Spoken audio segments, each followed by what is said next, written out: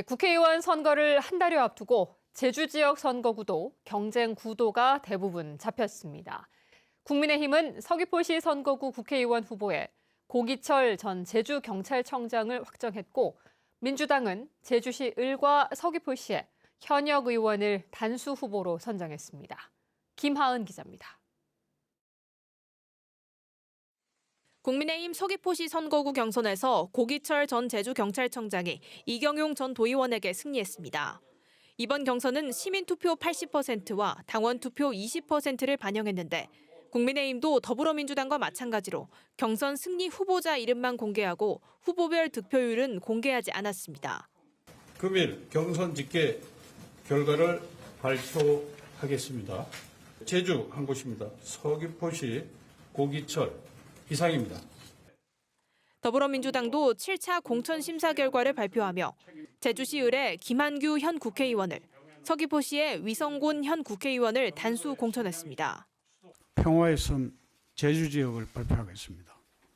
제주 을에는 김한규 의원, 서귀포시는 위성곤 의원을 후보로 선정하였습니다.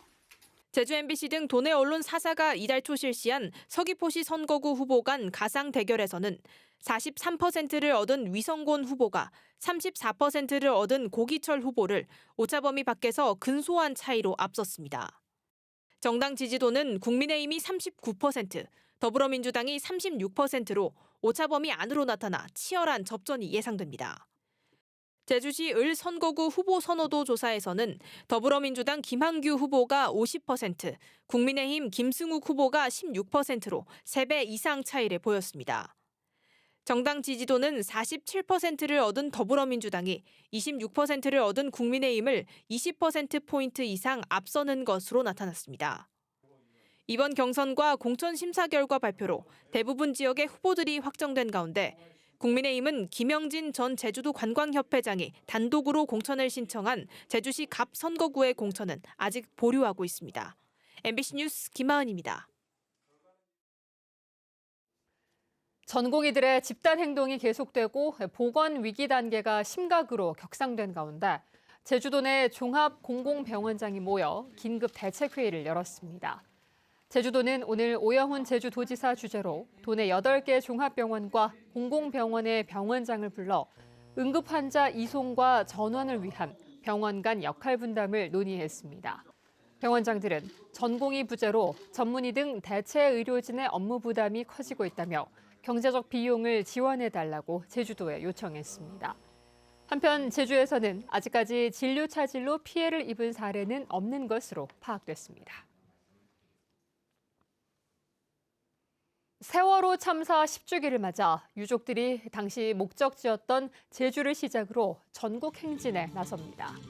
세월호 10주기 전국 시민 행진단은 오늘 제주에서 기자회견을 열고 세월호 등 재난 참사로 고통당하는 이들의 권리를 옹호하기 위해 행진을 시작한다고 밝혔습니다.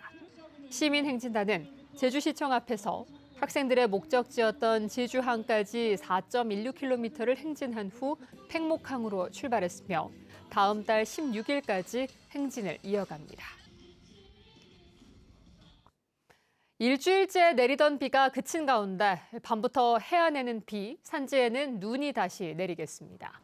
눈과 비는 내일 새벽에 그치겠고 아침부터는 흐린 날씨를 보이다 모레부터 한라산 동쪽 지역을 중심으로 해안에는 5mm 안팎의 비가, 산지에는 1에서 3cm의 눈이 내리겠습니다.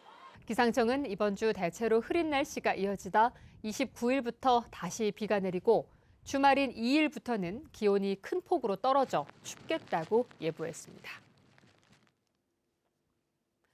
설 연휴 동안 중국인 관광객의 소비가 지난해보다 10배 가까이 증가한 것으로 조사됐습니다. 제주도가 지난 설 연휴 기간 중국인 관광객들의 BC카드 사용 내역을 분석한 결과 2억 500만 원을 써 지난해 연휴 기간보다 9.7배 늘었습니다.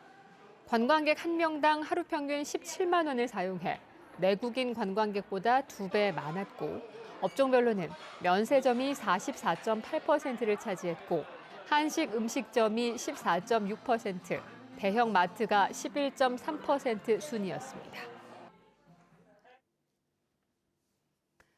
제주도가 제주 관광산업 경쟁력 강화를 위해 중동시장 개척에 나섰습니다.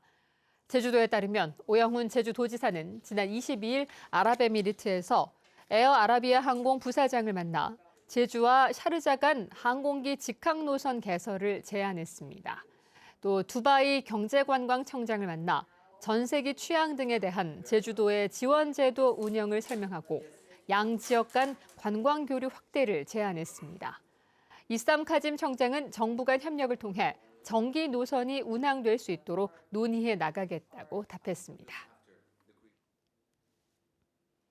예래 휴양형 주거단지의 토지 보상 협의 진행률이 40% 수준인 것으로 나타났습니다.